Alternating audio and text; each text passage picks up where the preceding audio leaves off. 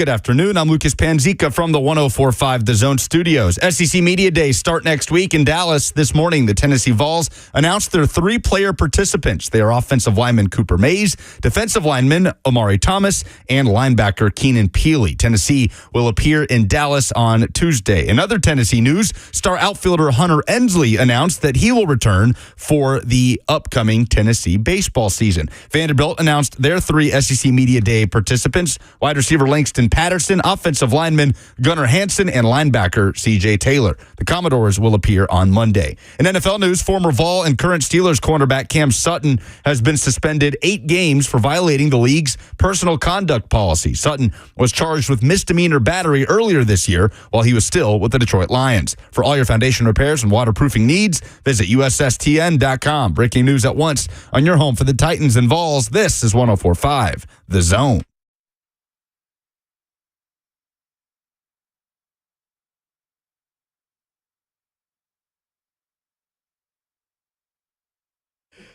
"13 days. That is what we are until the Tennessee Titans report for training camp. Oh, man. Is it 23 days till preseason? Reed, you know Blaine, we can't add. I seriously We just can't add. counted. Is it 23? Look, Reed says, do not come to me with this craziness. No math for me. No. See, all I did is I counted to the 23rd. There's 2 dates right now, Blaine, that I'm worried about. July 23rd, which is in 13 days, because that's when the Titans report. July 16th, which is in 7 days. It is next Tuesday. Those are the only 2 dates that I'm worried about right now in my life. Oh. I just saw a national report that just supposed it's 23 days till, NFL. And I was may be 23 days until the Hall of Fame game. Oh. It could be 23 days until that. Reed will check on that. But next Tuesday, which is 7 days, is the early drop of the brand new college football game for the first time in over a decade. I am so pumped. I'm going to try to get you to play this at some point. Here's what I will do. I will watch you play. No, I want to bring it in and put it on the TV. Oh, well, yeah, but you won't have me playing. Ball State versus Auburn. They got basically the same roster. Ball State has a team. Yes, they have a team. And it's still on there, and it's going to be a part of the game. It's not. You sure it's not Louisville? Cardinals and Ball State Cardinals. They look the same colors and everything. Ball State is Louisville. Louisville is Ball State. Is that how this is? I wonder, but that's the same rivalry Tennessee and Texas is going to have, right? UT is UT and UT is UT. Yes. According to Michael Griffin. Well, it's not yet. Well, yeah. Is that what he said yesterday? That's what he said yesterday on 3HL. Quit messing with Michael Griffin now. So those are 3. Here, so now those are the 2 dates. Those are the only 2 dates that I'm worried about at this point in time. Reed's going to research what's happening in 23 days. Is that. And we are now in the second hour of the show as he is Blaine Bishop, the Hitman. I am Joe Hunk. The second hour. Brought to you by All Four Seasons Garage Doors, because I've discovered this week, Blaine, that we have a phantom first hour. Oh. We have a phantom first hour that there's only about 5 of us that get to witness it, because our sessions before the show have now become a show itself. Oh, so that's the first hour. That's the phantom first hour of the show. While Buck is doing his show from noon to 1, you, myself, Reed, Jackson's involved, Zeph is involved. Yeah. I mean, it's all of us are sitting in the prod room discussing things, and it blows. At some point in time, you get onto something that you're just going, okay, I need answers. But it's about their conversation. It is. So there's a couple of things in this, but now you've been wondering about Rocky Top and the Vols and the fight song and Rocky Top. I was like, well, what? I got confused. What did this come from? Fight song? I was just listening, and I was just like, well, and then I asked them, did they know what the fight song? And they actually did, and actually being UT graduates, but they were like, but it's really Rocky Top. So then that pawned on me a question. What really is the fight song for Tennessee Vols? Is it really Rocky Top? And y'all just gave another name to the real one, but it's not necessarily the real one that you take pride and joy in singing. Because they said, well, we really don't even know the words, but they know everything to Rocky Top. If there was ever a poll that we could put on 104.5 The Zone right now that I would almost guarantee would be a 98% or higher, it would be the answer is Rocky Top. but that's why we got to do it, because that is not right. I was bamboozled, and I'm moved from the outside in 97, and I still didn't know. I feel like you guys have been deceiving me. I will tell the you. whole time. Going back to what's happening next week, because in the F&M Bank chat, now we're getting people talking about the college football game dropping next week. I will be more upset next week if Rocky Top is not in the video game than if the Vols' real fight song is not in the game. I think they should change the fight song to Rocky Top. That's what it led me to. It should be a no-brainer. Reed, has this ever been a discussion at the school? Were there. Should Rocky Top be the fight song? I like that it's an unofficial. Like that's just what. I mean, our mascot's the Volunteers, and we have a dog as Smokey. So we're Volunteers, and we have. I just like how it's all mixed up. Oh, so He you're likes it's just confusing. basically saying you guys are all confused. We like to confuse other people. We know it, but we like to confuse other people. You got to give me the 411. We know the answer. They just don't know that we know the answer. It's a conversation starter. Oh my.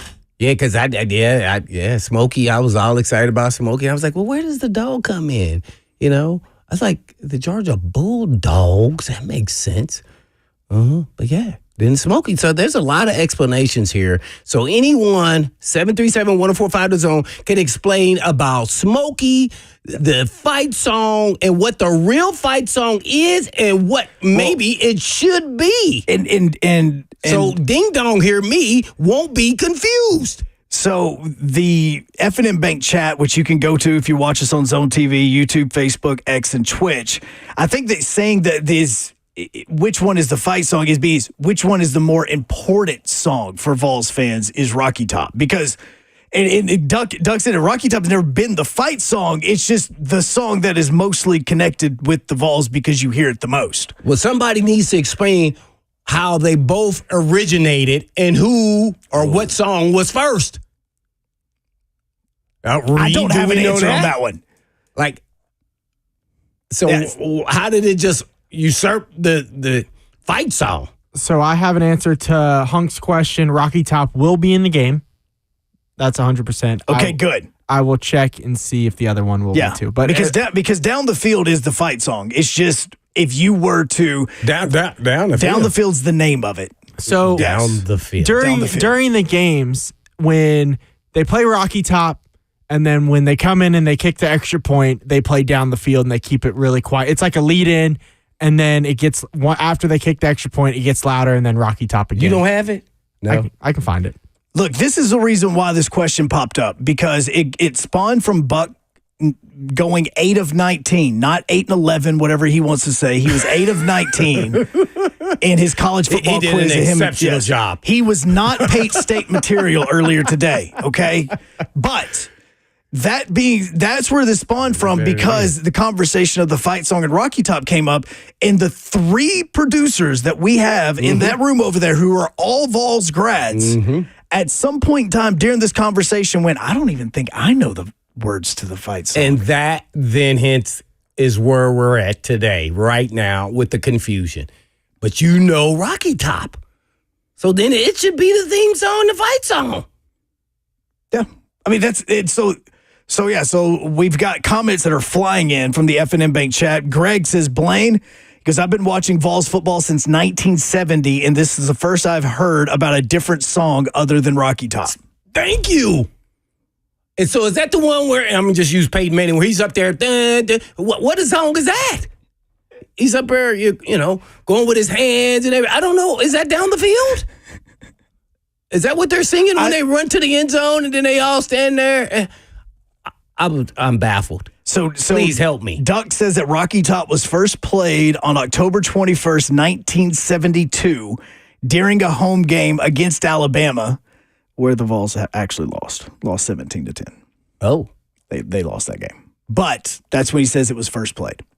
Oh, really? Played 1972. But the fight song didn't exist. I'm sure the fight song has been there much, much longer. It has to be. Fight songs don't just come up in like the 60s, 70s, and 80s. Normally, that's just something that... Okay, so let's get you some answers, okay? Because I've actually just been informed 615-737-1045. Well, I know you got all these earphones and stuff in your head. do. I don't know. Wait, did you If somebody you're ever- beam down to you They and did. tell you? So if you're ever watching Zone TV and my eyes are going 24 different directions, it's because I'm like Jean-Luc Picard over here and I'm focusing on 500 things driving the ship. I've been informed that we have a former Tennessee Vol band member on the phone that can help you understand every bit of this. And a band member would be the person to help us out. So let's head out to Portland. Lee, can you help Blaine with this information? Portland, Oregon. No, Portland, Tennessee. I know. Much I'm just closer messing and with you. better. UT original fight song back probably in the 40s and 50s was Down the Field, and that's the one along with Fight Vols Fight, Spirit of the Hill, the old fight songs that they still play. So that during my period of time at UT was there. Okay, 40s Dr. and 50s. Julian introduced Rocky Top in about 1972, and that became a new fight song for them, and is actually taken over as the main fight song, even though it's probably not the official one. It's the most popular, and of course, the singing duo that wrote that and used to sing it gave the rights to UT Band, so it gets money from it over the years, so that's another scholarship benefit. So that's how that came along. Smokey is in about, I'm thinking, number 7, 8, or 9 of those, and they've been going since, I believe, the 50s, maybe the 40s. They just picked a blue tick hound for that, and it's been the children and grandchildren and great-grandchildren of that dog since then. So that's those answers. Lee, we appreciate it Lee, because thank you from Portland, seriously, Tennessee. this was a debate that's probably been going on for over an hour right now on and off the show. So thank you so much for answering some of those questions. Can only go back so far. It Absolutely. won't tell us Thank you. everything. Well, I appreciate anybody has any discrepancies with what Lee said from Portland, Tennessee, who was a band member at Tennessee, I'm assuming, that you want to inform us on. Yeah, 737-1045 the zone, because I don't know, but that sounds like it makes sense. But he almost said that it is the new fight song, but he said it took over, but is not officially the fight song, which I think Reed was Yeah, you caught that too, where he goes, it's kind of the fight song, but it's not the official fight song, but it is the fight song. Yeah, Lee said that, and he was in the band at Tennessee in Knoxville. So. Because that's something that like, nationwide, I think people know that song. If you're not a fan of the Vols and you just hear it, you go, oh, that's Tennessee. Soon as you hear it. Look, I'm telling you, next Tuesday, when when this game comes out and everybody in the state is playing with Tennessee, they want Rocky Top in there more than they would want the real fight song in there. What about Fight Vols Fight? They'll want that too, because a lot of this stuff is now getting put in the new game on that. I looked up Down the Field. I didn't get anything for that one. So if I had to guess, it'll probably be in there, but Rocky Top's definitely in there. See? So that's the one that matters. Rocky Top is the one that matters. It's in there. So, okay, explain to me how then Rocky Top becomes officially the fight song. What is The university just steps for the that? university just says, yeah, this is our fight song. They just change it. It could be super easy for them to do it, but I think they like it being this way. So there's your answer on that. We have the opportunity to get a lot more answers when it comes to things that we don't know about, mainly about a university in Norman, Oklahoma that is joining the SEC next week at SEC Media Days. Soon the Schooner, I wonder what their fight song is. Yep, as Oklahoma will be making their way to Dallas for SEC Media Days, their very first one. And Toby Rowland, the voice of the Oklahoma Sooners, joins us next. He is Blaine Bishop. I am Joe Hunk. This is 104.5 The Zone.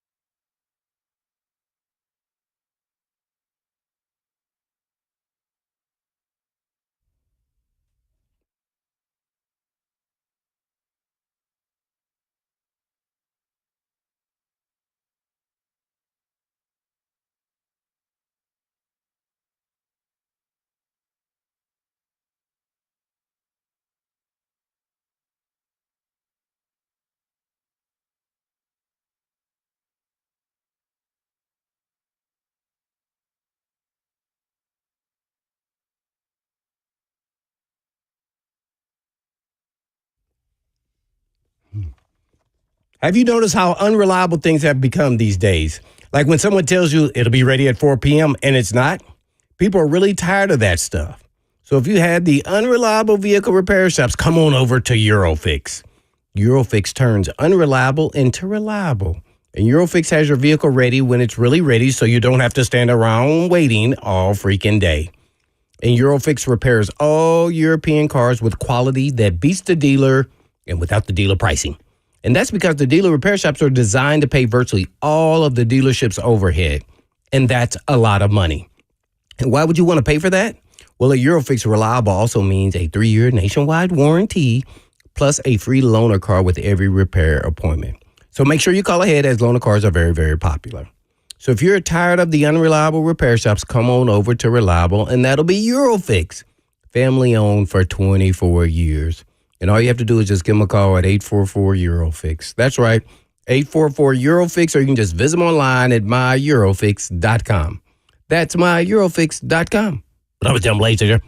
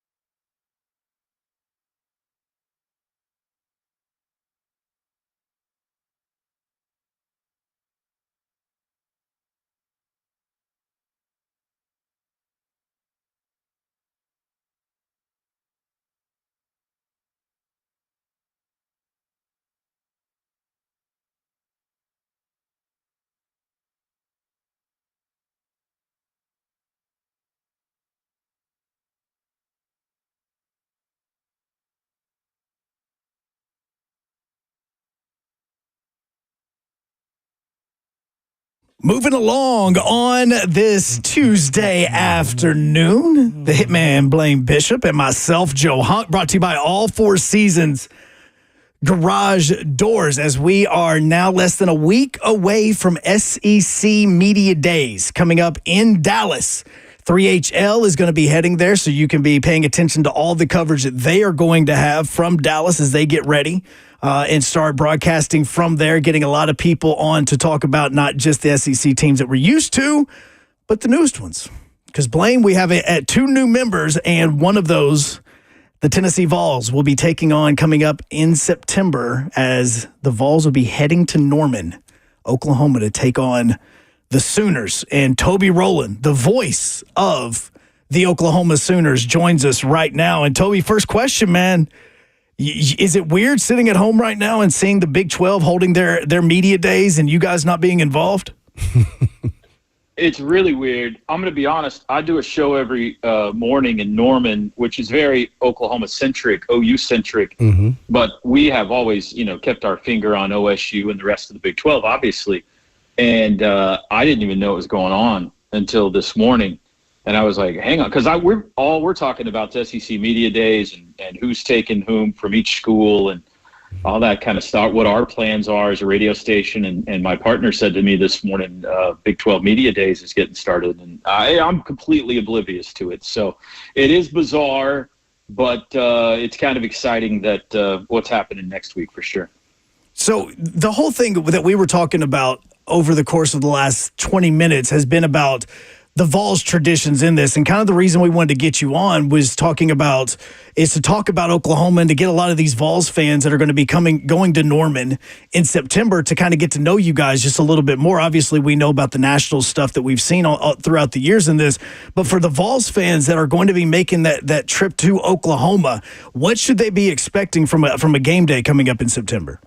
Well, I mean, you guys were here not too long ago now. Yeah. So, I think a lot of Tennessee fans know, but I would say that it's one of the reasons I think Oklahoma and Texas fit well with this conference is the passion of their fan base. And it is a great college football game day experience.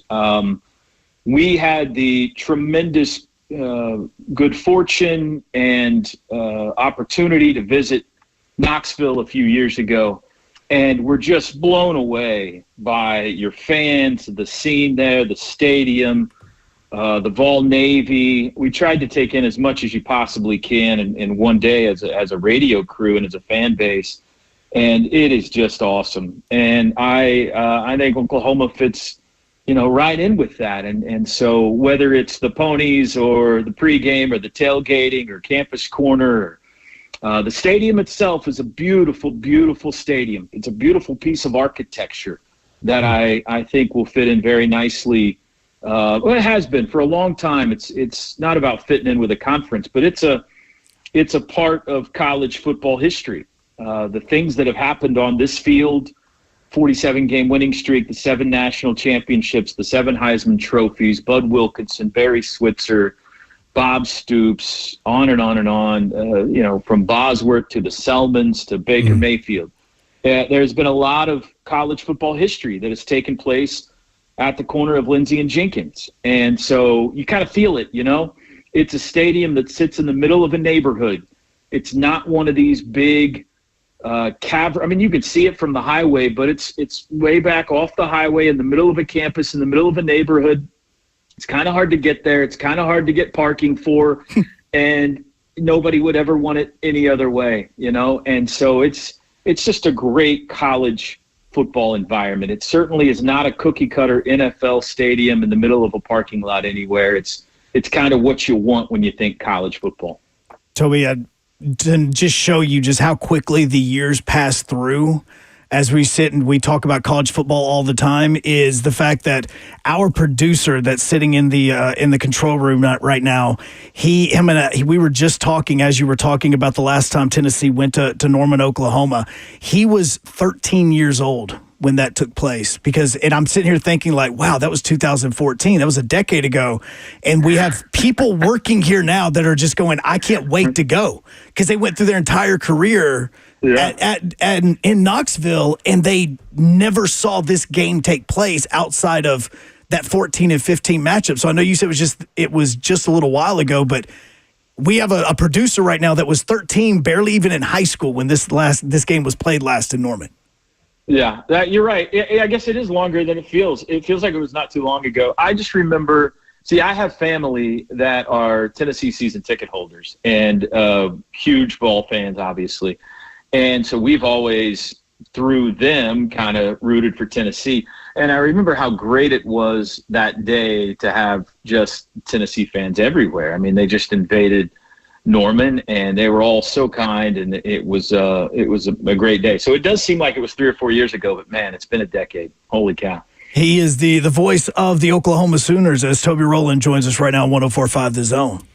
Toby, man, tell us where you feeling this. It seems like it's a sad day you're leaving one conference, but an exciting time at the same point when you're going to the best conference in the SEC, being a member. I think you even wrote a book, right, on your sadness. No, just kidding. No, I mean, the sadness is long gone. Whatever there was, this has been 3 years in the making. Uh-huh.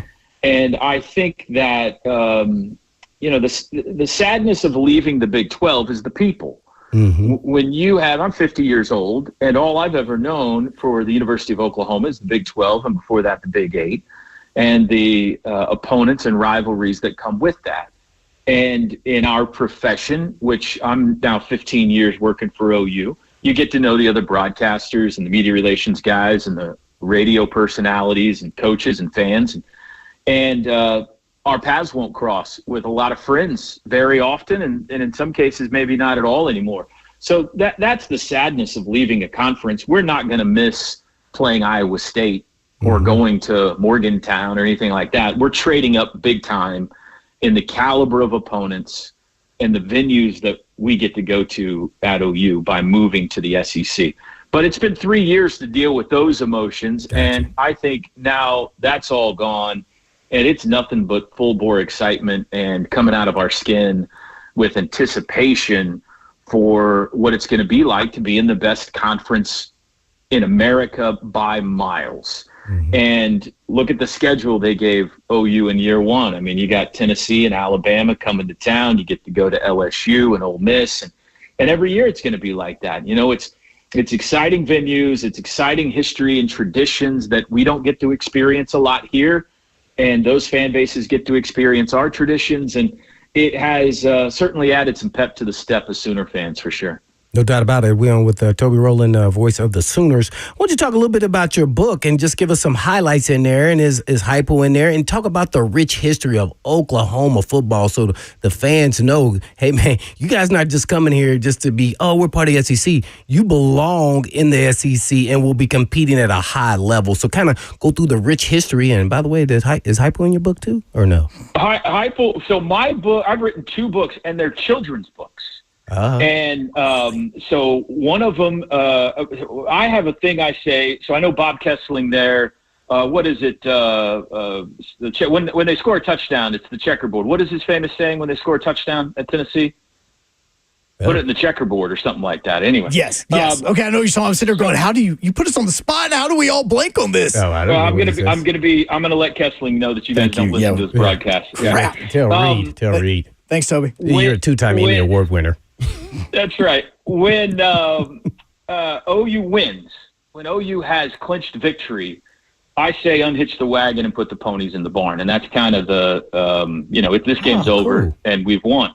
So I wrote a book called Unhitch the Wagon a few years ago. It's a kid's book, and it's talking about the ponies getting ready they want to become Boomer and Sooner, the famous ponies that lead the Sooner Schooner, and they have to do so by kind of defeating all the other mascots in the Big 12. Oh. Well, it seemed only natural that with the announcement of the move to the SEC that we had to have a sequel. And so we've just come out with a sequel called Put the Ponies in the Barn.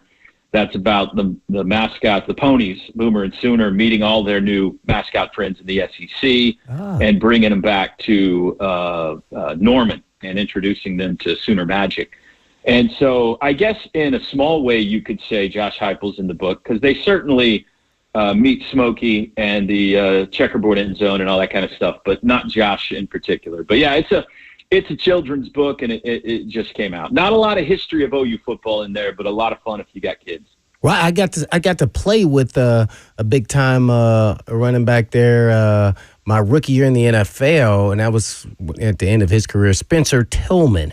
Who was a big time running back there at Oklahoma. Man, what a fabulous human being too, and sharp guy as well. Yeah, great broadcaster too. Yeah. So you guys have a long history there, rich history there. So what would you say are the expectations in the SEC that first season for Oklahoma and the fan base? What are their thoughts?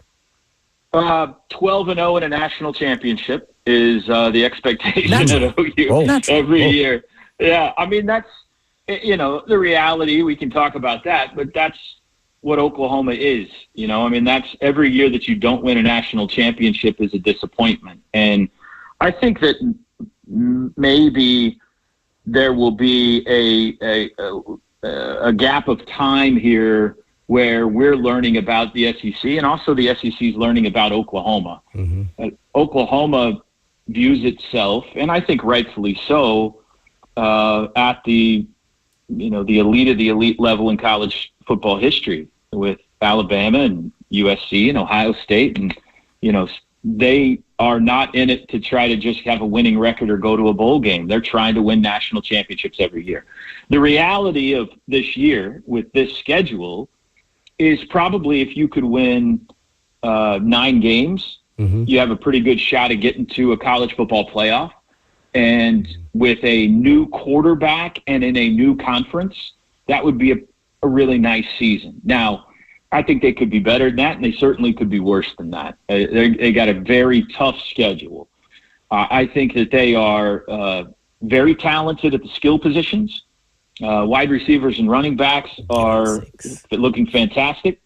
I think that the defense is, on paper, as good as it's been in over a decade. Brent Venables has done a great job of recruiting to the defensive side of the ball, something that Lincoln Riley, quite frankly, did not do a very good job of when he was here. The question marks going into the year, the quarterback, Jackson Arnold, who was a 5-star number 1 QB in the country coming out of high school, but he hasn't done it yet.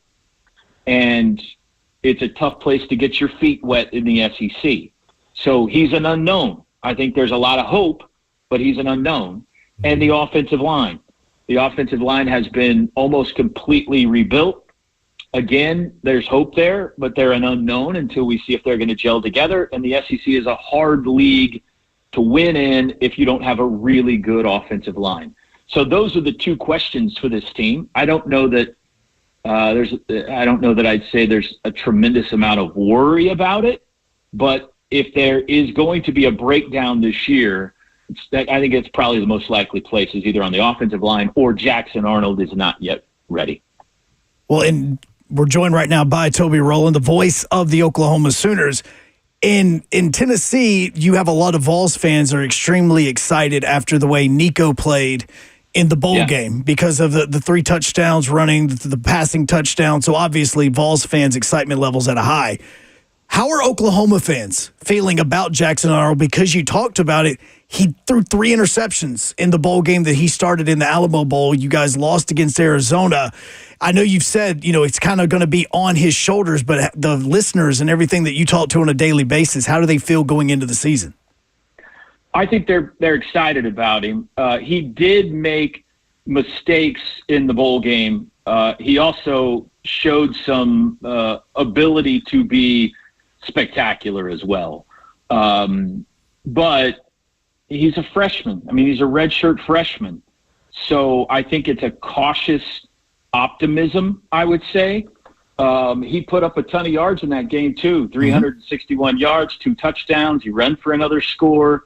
The interceptions are glaring, but I would say that the question on this side is, what did Nico go? 12 for 19 for 150 yards? So they're like, wait, our guy threw for 220 more yards and a couple of more touchdowns, and he's getting all of the preseason love. Well, it just depends on what color you're wearing, If you are if you're a Texas fan, all you see is the OU interceptions, and if you're an OU fan, all you see is the touchdowns. So I think the reality is that these two schools, Oklahoma and Tennessee, have two of the most exciting young unknown quarterbacks going into this 2024 college football season, not just in the SEC, but across the country. And in many ways, the success of Brent Venables' team and the success of Josh Heupel's team this year is going to rest on the shoulders of how well Jackson Arnold and Nico play. So we'll see. I don't know. I don't know that we should fairly judge either one of those guys based on one bowl game where they hadn't really played much all year, if at all, and got thrown into the fire. So I'm eager to see, given an entire offseason for both Nico and Jackson, exactly what kind of showdown we're going to have in that SEC opener. I think it could be a lot of fun. What was the reaction about Brent Venables' new contract? Because, he's been there for 2 years. 1 year he was a little below 500. Then he was 10-3 last year. And then he gets this massive deal from the Sooners. And we're like, wait, why did this happen? Yeah, he didn't get a massive deal. He got a 2-year extension with a moderate pay raise. I think it was a non-story for the most part. It's kind of the norm. I think what it speaks to is that Joe Castiglione, the athletic director, believes that Brent Venables is the guy. And that first year, it's a little unfair to judge him on because of his cabinet got raided, on the way out. Lincoln took everybody with him. But if you look at the recruiting the last 2 years, and if you look at a 10-win team last year and a major step forward last year, including a win over Texas, that they appear to be headed in a very good direction, and people love Brent Venables around here. It also helps to have a little job security going into the recruiting game when you can tell recruits, hey, our guy's going to be here for a while. So he had a 4-year contract. They extended it to 6. They added a little bit to his salary, not a lot. I think he's now the 9th highest paid coach in the SEC, which for the University of Oklahoma is a little embarrassing, quite frankly. And so I think around here it was a non-story. I think that it got made into something by some other people who said he hasn't won anything. Why are you giving this guy an extension? But it was pretty normal, kind of a cost of living pay raise, honestly, in college football head coaching realms. And so he's making pretty average money. He's making exactly average money for an SEC coach. Man, when you say it like that, and I'm looking at it, I thought when I saw the initial deal, I thought, man, this is a ton of money. But then when you, well, it is, yeah. But then you say he's the 9th in the SEC, and I'm thinking that's not very high, especially in this conference at all. That's why they had to give him a raise. They couldn't make it too embarrassing. They had to raise it up a little bit. That's right. Yeah, that's right. Look, Toby, we appreciate it, man. Thank you so much for hopping on with us. Have a safe trip as you head to Dallas for your very first SEC Media Days, and enjoy it, man. And I know a lot of Vols fans, as we've been on with you, are talking in our chat about how they cannot wait to go to Norman for that game coming up in September, man. So we're really looking forward to it, man. We appreciate it. Yeah, talk to you then. I can't wait. Yeah, I appreciate it. Thanks for having me on, guys. I look forward to hopefully being on with you a whole bunch in the future, and we can't wait to host the great Tennessee fan base here. Oh, absolutely, man. Have a great one, sir. Thank you, Toby. All right, see you guys. Right. All right, give him 6. Yeah, give him 6. Yeah. Do you want to talk about making fun of Buck because he failed a test of things you should know? And then we're not on the air for 25 minutes, and we failed the very first question that we got asked. I overthought it. I think John Ward says give him 6, not Bob Kessley. Reed, just go and pull up all the calls from the Citrus Bowl so that we can. Vols, yeah, exactly. Now we've already debated the fact of Rocky Top and the fight song and which one's the real one. Now we're going to the touchdown calls on this. By the end of this, we're going to try to figure out and debate why Smokey is Blue Tick Hound. Like that's going to be a conversation. Are we doing this? No, totally kidding. When we come back, though, we've got your phone calls, reactions to everything that Toby said as well. 615-737-1045. As we continue, he is the Hitman Blaine Bishop. I am Joe Hunk. This is 1045 The Zone.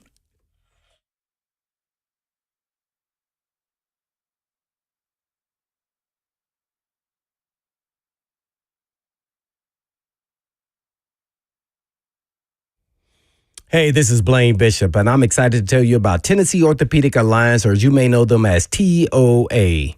And TOA has 29 locations, over 100 orthopedic physicians throughout Middle and East Tennessee to take care of all your musculoskeletal needs.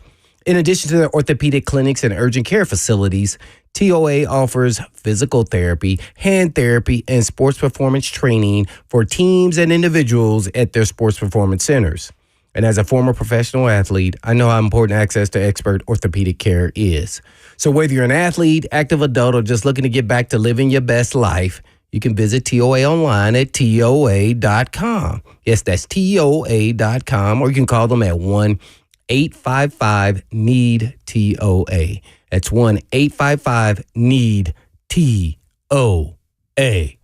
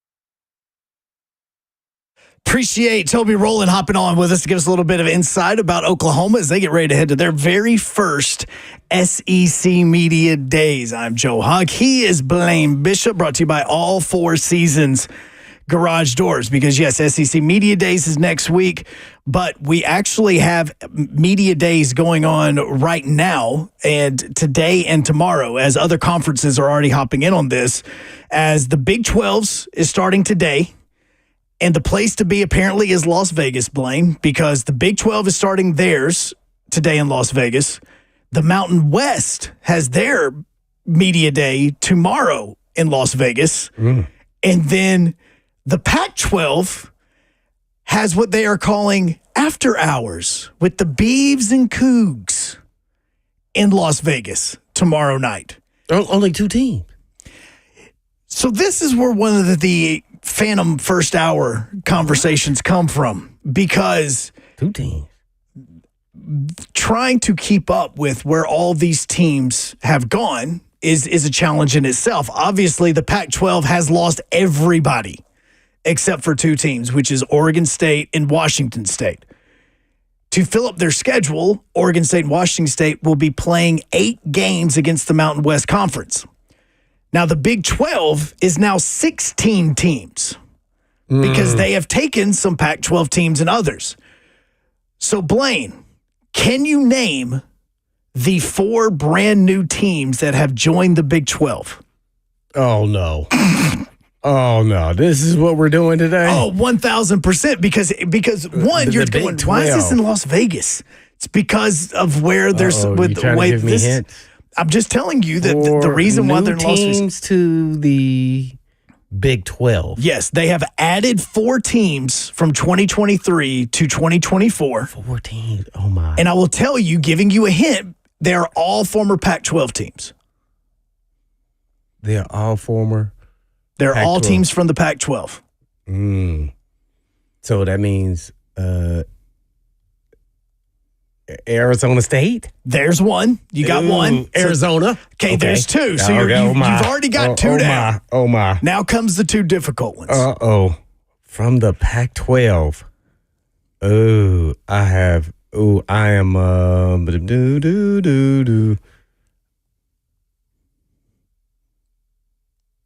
This pregnant pause is killing me. I don't. Reed, help me. Reed! I got 2. Can you give me 2? What's the question? Oh my! I'm trying. He's not even patient. He was I found the song. The song. Oh, Okay, so Reed has been searching for a song, so he's found that. Reed, Blaine has named 2 of the 4 new teams that are joining the Big 12 that are at Big 12 Media Days that's going on today in Las Vegas. It's Arizona State. Arizona and Arizona Colorado. State.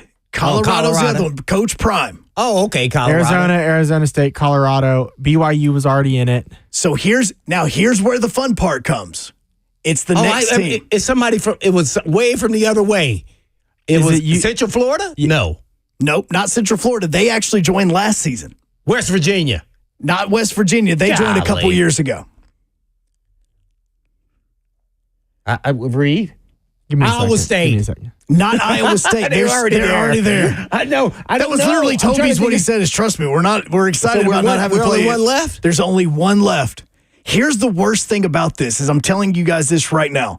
The worst thing about it is the one team that you guys are struggling with right now is the team that the media has already picked to win the Big 12 this year. The media before Big 12 Media Days last week, they put out the media poll as to who they said they believe is going to win the Big 12 in 2024. And it is the team that you two cannot think of right now. Big 12. Is it a team? Can you give me a state? Like, did they come If I gave you the state, I gave you the team. It's in Texas? No.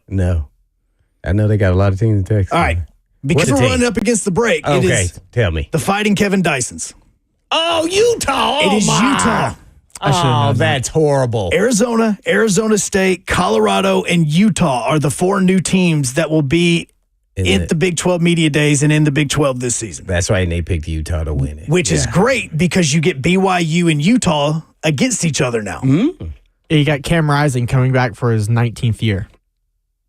Absolutely. That's why they're picking him. And that's the reason why they're picking him is because they have great quarterback play. For Utah. But see, people don't realize how heated and how much hatred Utah and BYU have for each other.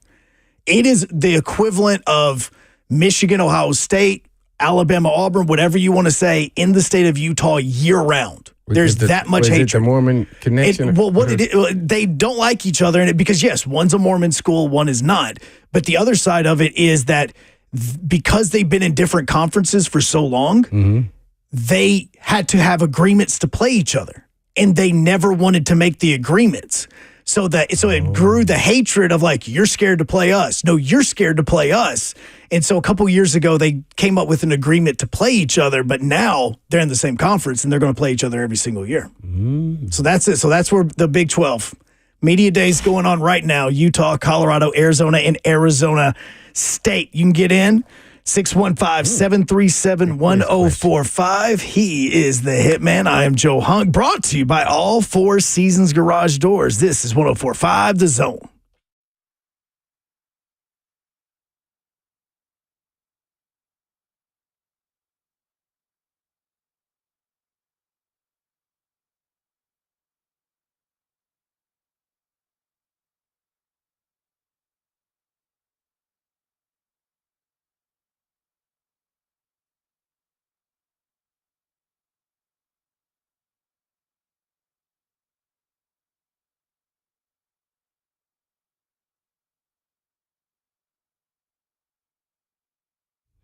Hey, this is Blaine Bishop. I want to know if you have heard of peptides. And peptides are shaking up the fitness world. There are naturally occurring aminos in our bodies. And as we age, they start to decline. And at some point, they may need to be supplemented. This is why our workouts can stop being productive at the gym. Maybe you feel like you've hit a wall or perhaps feel tired all the time. You may be struggling to stay awake even in the evenings. If you have that thought that this is just normal part of aging, it doesn't have to be that way. Peptides are proven to increase muscle and performance, burn fat, help with recovery between workouts, and more. And peptides can even help with motivation and mental clarity. These are safe, naturally occurring aminos, not pharmaceuticals, a natural and holistic way to get your body back to peak performance. Plus, Edge Peptide Therapy has the most comprehensive blood panel around. So when you go to Edge, you will know exactly what is going on inside of your body and what it needs to do to get back to peak performance, just like I did. So feel better from the inside out.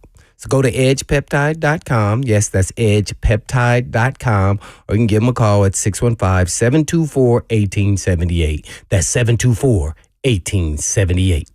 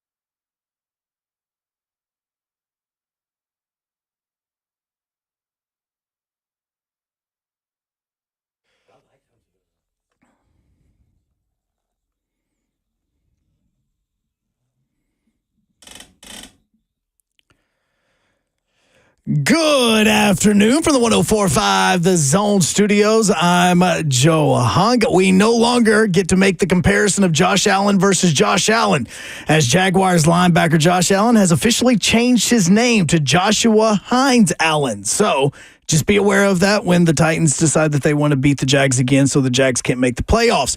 The Big 12 has said that they are planning on being the deepest conference in America. Big 12 Media Day is going on right now, and their commissioner opened things up by saying, yes, we will be the deepest conference in America, and every single week will matter. It matters so much that the backup quarterback for the Texas Longhorns, who is now a member of the SEC, has made a video announcing that he has, in fact, listed and put his name in the College Football 25. So next week, you will be able to play as Arch Manning. For all your foundation repair and waterproofing needs, you need to visit USSTN.com. Breaking news at once on your home for the Vols. This is the flagship station for your Tennessee Titans. This is 104.5 The Zone.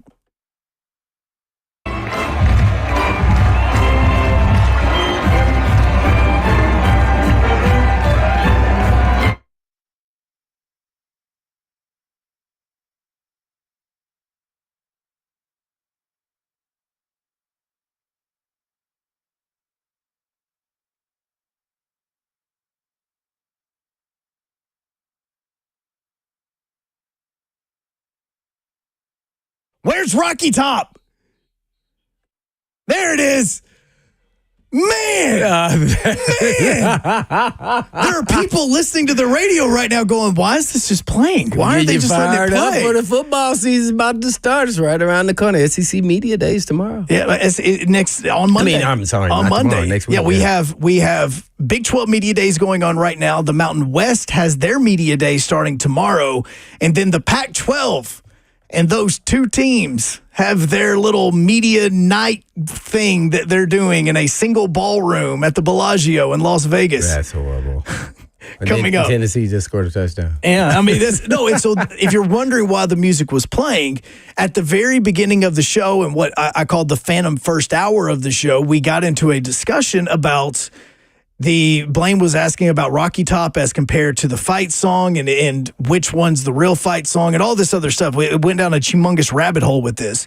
And so Reed, who just graduated from Tennessee, as did Zeph and Jackson, they started explaining how the band plays the fight song and Rocky Top together during and after a football and after a touchdown. So we asked Reed to find a version of it so that Blaine could hear it. Yeah, so that's good. That got me pumped up. Yeah, so somebody call about that. That was the reason why this was happening. And also, if you want to watch on Zone TV, you can do so by going to YouTube, Facebook, X, and Twitch. And Floyd is in the F&M Bank chat, and he was talking about BYU versus Utah, and he goes, the rivalry is literally called the Holy War. You cannot make that name up. That is that's the name of the game. Like, you know, you have Third Saturday in October, you have the Iron Bowl, you have the Holy War. That's what was getting Dyson pumped up last week. That's what Utah. He thought you asked him that. Mm-hmm. Because he thought I was making fun of Utah when I really wasn't. Right.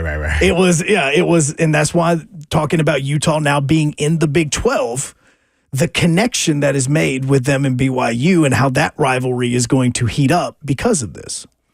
Mm-hmm. So, yeah, you can do that. You can also give us a call at 615-737-1045. Let's head back to those phone lines. And Dano, welcome in. How you doing, sir?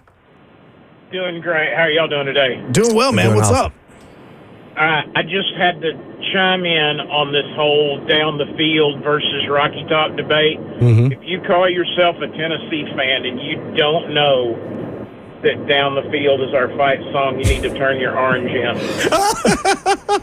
Reed? No, see, so hey, I knew it. No. It's not that y'all did. It's not that the Vol grads here don't know it. It's just that they said, I know every word to Rocky Top, and I cannot remember any of the words to the actual fight song. Yeah, that's true, but The fight, it's the official fight song is Down the Field. Yeah, and Dana also, and we appreciate that. We had, was it Lee that called in from Portland during the first hour? Lee. And he even said, like, basically Rocky Top when he was a member of the band, Rocky Top kind of took over and it became the quote unquote fight song without saying it's the fight song. Yeah. So it's not something that it's Vols fans educating and trying to explain things. And then you had these Vols grads that are like, man, heck, I don't even know the words to the fight song. And they just graduated last year. It may also have to do with what they're probably doing in the student section when the song is playing. Yeah. That could be part of it. Yeah, they just partied to the tardy, man. They just, Oh, 1,000%. I mean, look, I can't tell you the fight song to any of the schools that I ever went to. Well. High school, none of them. I can't tell you the fight songs for any of that stuff. Like, I know them, but I don't know the words to them. Like, right now, could you sing the fight song to Ball State? I'm sitting here thinking about it right now. Fight team, fight for Ball State. We must win this game. Onward, all you Cardinals. I don't remember the rest from there. Wait, that's real? Yeah. I thought you were making that up the whole time. I was like, no, man, that's he's it. doing this on the fly. No, that was it. Oh, I totally thought that you were making that up. Oh, no, that's it. 615-737-1045. Let's stay in Nashville. Austin, welcome in. Fight somewhere along the way. Hey, man, I had a question. I called to ask Buck earlier. I didn't get it in time, but I'd like to ask you and Blaine a little trivia. There's 2 Tennessee Vols since 2000 have been drafted top 5 in the NFL draft. Can you name both of them? Top 5? Since 2000, so that automatically takes out Peyton. Oh, I was just about to say Peyton, man. Yeah, that takes out Peyton. So it was since 2000. Ooh, top 5? Jamal Lewis, I don't know. No? Jamal Lewis is one. Yeah, I was about to say, I think Jamal Lewis is one of them. That's the one I did not think you would get. Yeah, because I played against him, and I think he's underrated and probably should be getting more talk about Hall of Fame. He's one of the few people that had 2,000 yards. Oh, absolutely. Yeah, totally. Because the young bucks in there Googling. I want to say the other guess I would have had would have been Peerless, or it would have been John Henderson. John Henderson. No, it is a defensive player though. It is a defensive player. Oh, Reggie White? Nope. No, he's before 2000. Oh, crap. Kelly. Oh, Eric Berry. Eric Berry. Yep, Eric Berry. Oh, we both combined, baby. Kansas City Chief right there. Eric Berry. Well, you did it on your first picture. Try. See? Thank you. No, that's a great trivia question. Thanks for that. That was a great job. I was when I said Eric Berry, I was just thinking, okay. Oh, he was secondary player. He was bad. Oh, my God. Dude, I will tell you, I remember going to Neyland. And man, I had never seen a dude like him do like that in college in a long time. It was during the Kiffin era, and they came up with the rap song for Eric Berry to promote his Heisman campaign. And they would play it right before the game. It was so much fun to go there and for that to be playing on it. I can never ever hear Eric Berry without hearing that song in my head, it playing as he's going, because all it says is Eric Berry. That's it. Boy, he was. I had never. Dog. Man, he was. Oh man.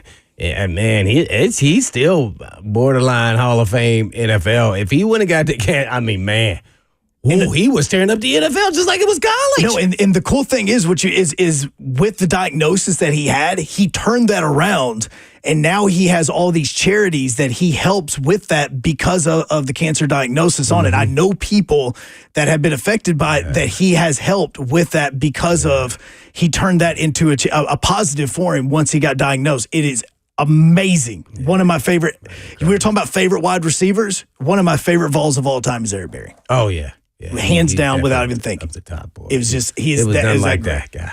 No, 100%. One of my favorite coaches is Dave McGinnis, as he is going to be coming up here in just a little bit. Brought to you by Two Rivers Ford. We also have the F&M Bank Chat still going on. Everybody's still going in. We just had a question a second ago about Alabama and Oklahoma, who will win between those two teams when they play this year. because of us talking about how good Oklahoma could potentially be after having Toby Rowland on earlier in the first hour, which you can go to our podcast section and you can listen to that if you did miss it, because Toby Rowland, the voice of the Oklahoma Sooners, came on and gave you a lot of Vols fans some things to look forward to as the team gets ready to head to Norman for the first time in a decade, which was hard to think of because we feel like those games happened just a few years ago. But that home and home series between Oklahoma and Tennessee now is almost a decade old. And so Tennessee heading to Norman, Oklahoma for the very first time coming up in September. But Coach Mack is getting ready to head to training camp for like the 30th time or something. It's a lot. He's been to a lot of training camps. We'll talk to him about it. We come back. Blaine Bishop, Joe Hunk, brought to you by All Four Seasons Garage Doors. This is 104.5 The Zone.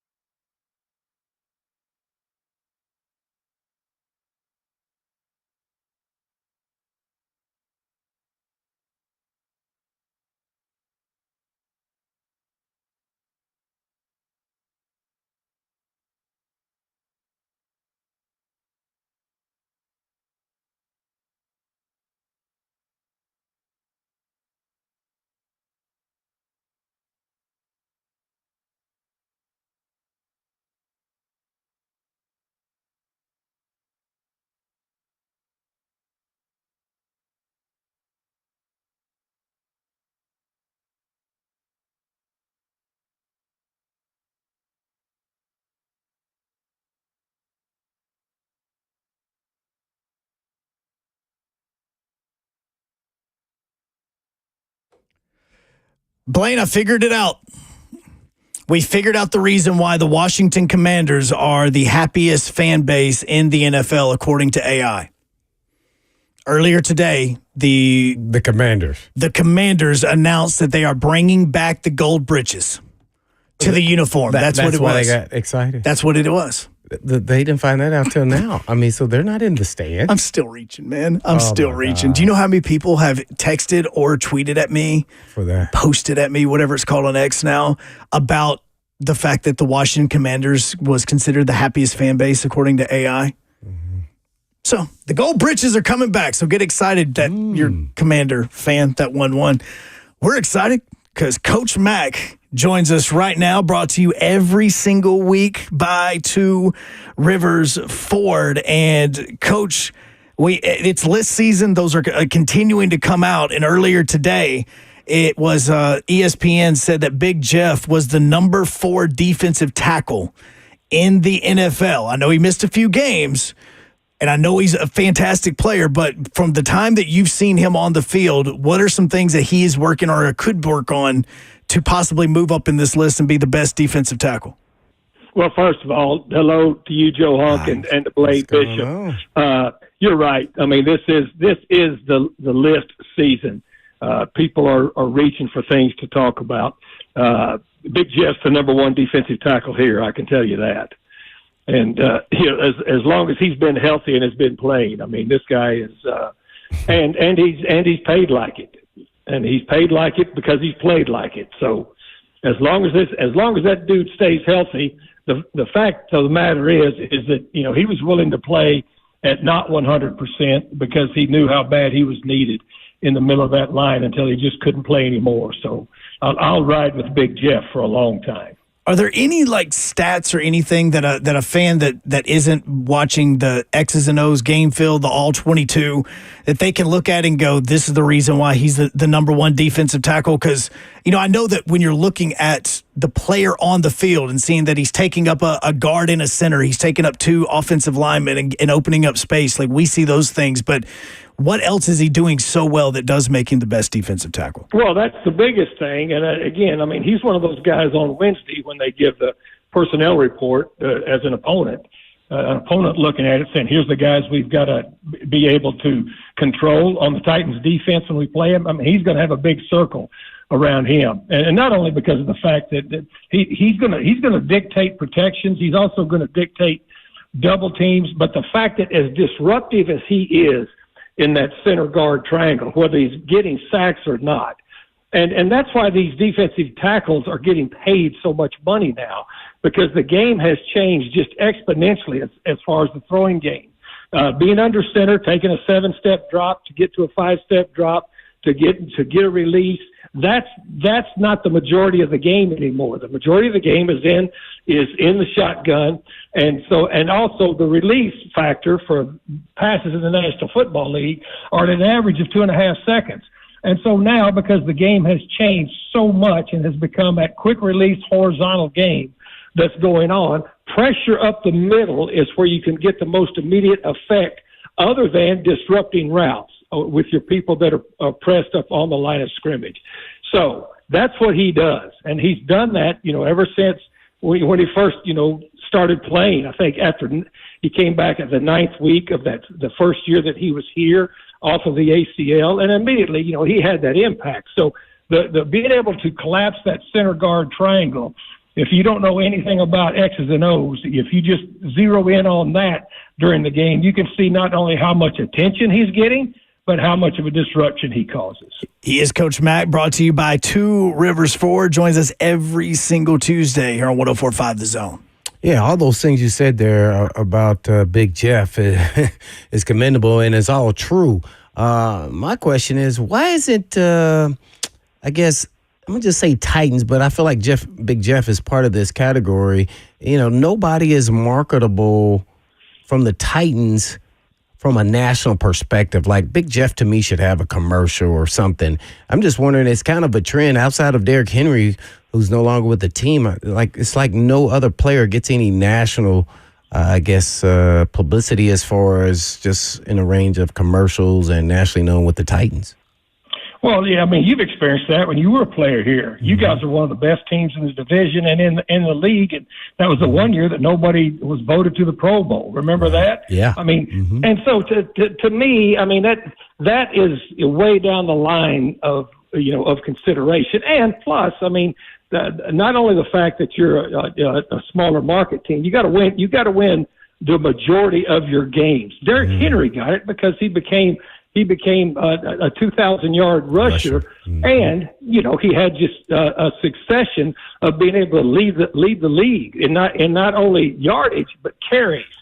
And so, I mean, that was a little bit of an anomaly. But you start winning the majority of your games. Before the last two seasons, when they were both, you didn't win as many games as you lost. You were getting the Tennessee Titans were getting plenty of recognition, but it comes with not only winning ball games, but being able to have consistent performers over a period of time. Most of those guys that are getting, all of that stuff nationally are guys that have established a consistency in their performance over a period of time, and the team wins. No question about it. We're with Coach Mack giving us the Mack attack. I guess, Coach, give me, I guess a couple battles in camp that you're watching. One on offense, what position, and then one on defense that you think is one to keep an eye out for a battle for maybe starting job or more playing time, what have you, whatever you want to look at it as. Well, the first thing I'm going to look at is who's the right guard and the right tackle. I mean, and that's going to encompass, several guys. And so seeing who, Bill Callahan and Brian Callahan decide who's going to be the right guard and the right tackle, because right now you don't know who that is.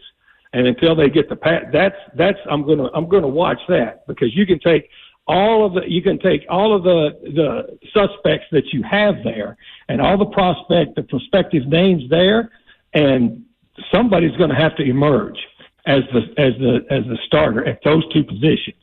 That's the number one. And the other thing is the safety position. I don't know if they're through adding yet back there, but beside Hooker, to see who really emerges as the guy back there that's going to get, and it's not only the being a starter, but who's going to play the majority of the plays depending on the type of personnel groups that you're matching up with. Because I really think, and I believe, just the way that I know that this defense is set up.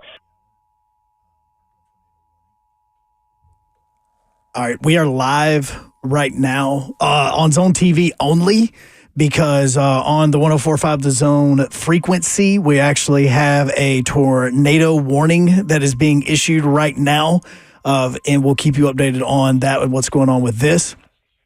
But that's the reason why Coach Matt got cut off right there as he was talking, because we weren't unable to hear him because of the fact that the tornado warning is happening on there. So once this tornado warning is up with and the EAS is done talking, we'll get back with Coach Mack there, because right now we're unable to hear him because our radio waves have been taken over that way. So right now it is looking like that there's a severe storm that's entering Williamson County as we speak. Though there's not any rotation or anything like that people are seeing as of right now, but make sure that you continue to pay attention to the weather that way. There's a fantastic feed that you can be watching called the Nashville Severe Weather, which is Nashville Severe WX, that you can follow on X. That is keeping a lot of people updated as well. As so make sure that all your news sources and all that sort of stuff are different things that you can pay attention to right there. So that's the reason why we are paused just for a second as this is continuing. But the tornado warning that is happening right now is in Montgomery and Robertson counties as we're speaking. It's going to be lasting until 3 o'clock, which means we've got about another 30 minutes to go. So your towns like Adams, Barren Plains, and Springfield and Coopertown, those are involved with that. But as we are now back on 104.5 The Zone, Coach Max, sorry about that. We had a EAS letting us know about a tornado warning that was going in with Montgomery County and Robertson County on our FM frequency. So that's the reason why we threw you on hold. Could you kind of go back to what you were saying just a few minutes ago about those battles?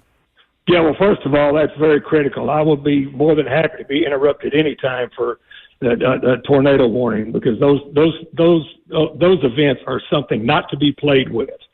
So, in those counties that were alerted, please take all the precautions that you need that you need to take.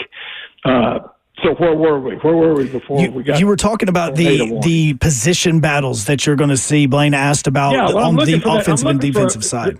Whoever the next safety is, and I think that the next safety besides Hooker, because he's going to be in there, as long as he can be, is the personnel groups that they're going to play against, and that's what's important, because I know this defense, very well, and one of those safeties is going to have to be able to be a guy, depending on what the game plan is for the opponent. It's going to have to be a hybrid guy, because there's going to be a lot of looks that they're going to give, and that safety will be involved in a lot of those. So that's what I'm going to look for, is who the next safety is next to Hooker, because as long as I've been involved with this defense, a lot of times you at least have one safety that was interchangeable that you could use depending on who you were playing against.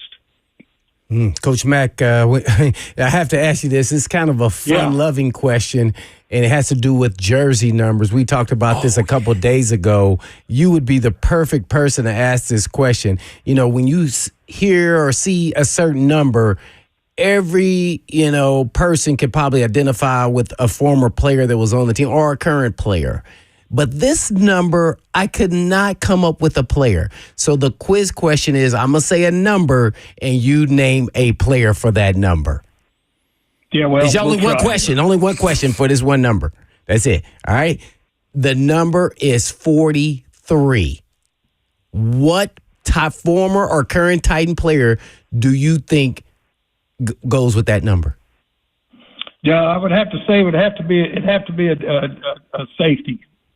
I don't know who it is. That's why I said I don't know what player is 43. Yeah, well, the 43 is one of those that doesn't just jump to mind. So to your question, I think it's a pretty random number, but I would think it would have to be either a safety or you know what happens, Blaine, especially when you got 90 people on the roster. That might be one of those numbers you give out, and then if you make the team, you get another one. So, Coach, there's only one answer to this question, okay? And it's almost a trick question. This is why Blaine asked you this, okay? There was. There is. There's only through the Titans. I didn't know an answer. No. Between the Titans and Oilers in their entire history, there is only one player that has played for the team throughout the entire history that has worn the number 43. Who was that? And it was Jim Norton back in 1960 to 1968. He is the only former Titan/Oiler that has ever worn the number 43. Yeah, he was a defensive back too, correct? That is correct. Yes, sir. Oh, doesn't he hold the interception lead for the franchise? That one I cannot give you the answer to, but I also can tell you. I will. But, Coach, he didn't just play defensive back. He played free safety and defensive back, but he was also the team's punter. Okay, well, look that up real quick and see if he didn't have. Coach Mack bringing the wisdom there from 60 to 68. He holds the record in Oilers history for interceptions. That name just take a look. Oh, wow. Who's your guru checking the? No, he is the guru. Look, I'm not saying guru, but I'm the one that's checking this right now, so I'm not saying guru at all. Yeah, Reed's acting like he's working. He's still looking up the UT song. How about Reed or Jackson or somebody back there behind the glass? I know how this works in the studio. Oh, absolutely. Did you get it? We've got. I'm currently looking right now with interceptions. Interceptions. Jim Norton does lead the team in all-time interceptions with 45. Woo! That's what I thought. Coach Mack pulling out his back pocket. That's what I thought. All right, now we can move ahead. No, because I know I shouldn't ask you this, Coach. Crazy. I know I shouldn't, but how idea. in heaven's name did you know that? Like, I know I shouldn't ask you this question because you know everything, but how did you know that? Hey, Coach, you do not tell me you coached him. I've been at this for quite a while, guys. and here's the other thing too. This will be my 38th training camp. 38. I went to the Oilers training camp. Now this was after he was there, but I went to the Oilers training camp in Kerrville, Texas, at Shriner Institute in 1969. So I've known the Oilers for a while.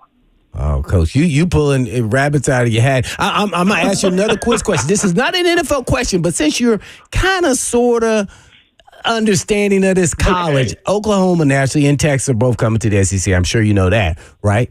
But how was the Sooner Schooner develop in Oklahoma history? Well, that's when they had the land grab. They put the Oklahoma territory up for land grab. Okay. And they just lined up, all of those schooners or those covered wagons. They actually lined up. It was like a race on your mark, get set, go. And this is actually true. And they fired a gun. I mean, the lines were over a couple of miles long. They fired the guns, and then however fast you could get to and stake out a plot of land, that's what you got. That's where it came from. And they started doing this before the Oklahoma games. No, that started before Oklahoma was even a state. 1889 is when this first happened. Right. But that's it. Okay, go ahead. Now, going into what we were just talking about, Jim Norton played for the Houston Oilers from 1960 to 1968. Boomer Schooners started at the Oklahoma Sooners as a part of their pregame tradition in 1964. Oh, wow. There you go. They bring that out. Now I think they've toned it down a little bit because, I coached at two Big 8 schools. It was the Big 8 back then, both at Missouri and Kansas State. And when we went to Oklahoma to play, they had one time because, they had students dressed up as cowboys driving that thing. And, of course, seriously, they'd take off running. They turned that thing over so many times. Oh, my. And so I think they've toned it down. It's kind of like Ralphie of the Buffalo. They used to let that dude out, and he was romping and stomping. They've toned that down a little bit too. Oh man, you've blown me away because I seriously we need to just drop the mic and go from here. The Jim Norton thing was it. Like that was absolutely amazing, Coach. That bring that out after we just randomly brought up a famous Houston Titans / Oiler, and you were able to just give us a history lesson on the man. Yeah. Well, you get lucky every now and then, guys. I don't know about that. Oh, Coach Mac, appreciate it, man. Yeah. We got to go on that note. That was oh man. Thank you so much, outstanding. Coach. Appreciate you guys. See ya. Thank you. He did. Like there's only one player in Oilers / Titan history that's ever worn that number, and he just gave us a history lesson on him and the fact that he leads the team in career interceptions. And not blink an eye. Never even thought. He's like, look that up. I think I'm right on that one. I think I remember seeing that or reading that. What did it do? And the other part is that this was 1968. Obviously, Coach Mack from the state of Texas. So he had to have watched him play numerous times as well. So just saying, by the way, speaking from something from yesterday, Kevin Byard, by the way, is 5th all-time on the Titans as far as career interceptions go. With 27. So he's a little bit behind Jim Norton as far as that's good. That is absolutely That was insane. one thing about Kevin Byard. That's why he got into the Conference USA Hall of Fame. He always finds the rock. So here's my question for you. The player that is number 2 in Titans histories in interceptions is a former teammate of yours. Do you know who it is? And it's number 2? Number 2. Oh. Think about that. Think about it. Okay. I'll give you the answer if you haven't come up with it when we come back. You can get in as well, 615-737-1045. Coach Max brought to you by Two Rivers Ford. We're brought to you by All Four Seasons Garage Doors. This is 1045 The Zone.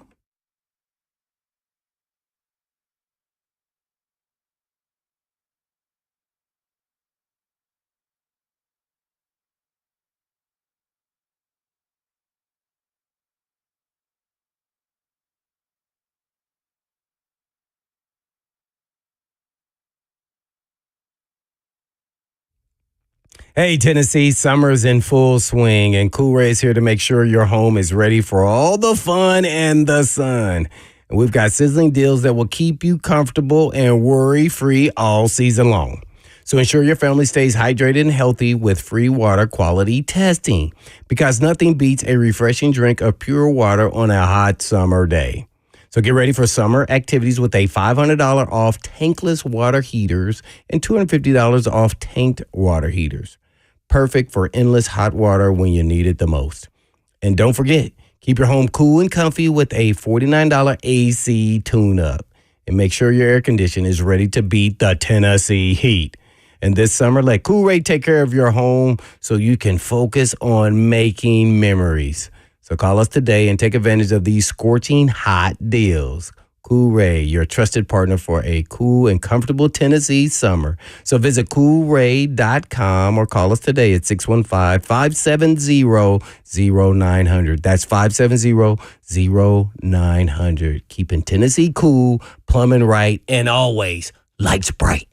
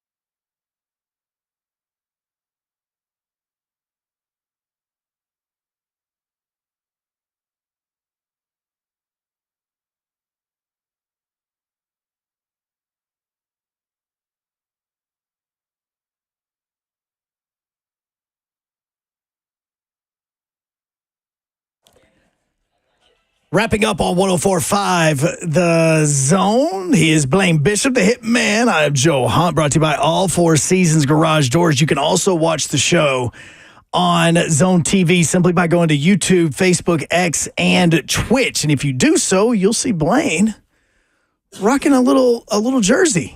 Oh, yeah. Where am I at? Yeah. They don't have the screen up. Do I need to refresh? No. It'll pop up in just a second because as during the break, our promotions director, Rich, came in and he brought us 2 jerseys from the Nashville Sounds. And these are the jerseys that the Sounds are going to be giving away tomorrow night for their game. The first 1,000 fans in attendance as Blaine gets up. Now, here's what's cool about this is it's got the Sounds and the number 24 on it. And if you turn around, it's got the Pat Summitt's last name and the number 24 on the back as well. So if you're one of the first 1,000 fans in the stadium at First Horizon Park tomorrow night, then you will be able to get this jersey. 6:35 first pitch as the Sounds are taking on the Iowa Cubs. So go there, enjoy yourself. An extremely fun evening at First Horizon Park, and you can grab yourself one of these jerseys that Blaine's rocking. Mine's over on the other side as well. I'm going to grab it here just a second. They brought me a medium. I was like, what are you doing, Rich? They did. They brought you. He said, but it's an adult. Yeah, well, I mean, he looked it up. Medium. It's really? a medium. Absolutely. Man, this thing is fitting tight, man. I feel like I'm about to get in the ring, man. Get in the wrestling. Look, match. he went straight to straight into your playing way. He's like, look, I know you're smaller now because you've lost weight.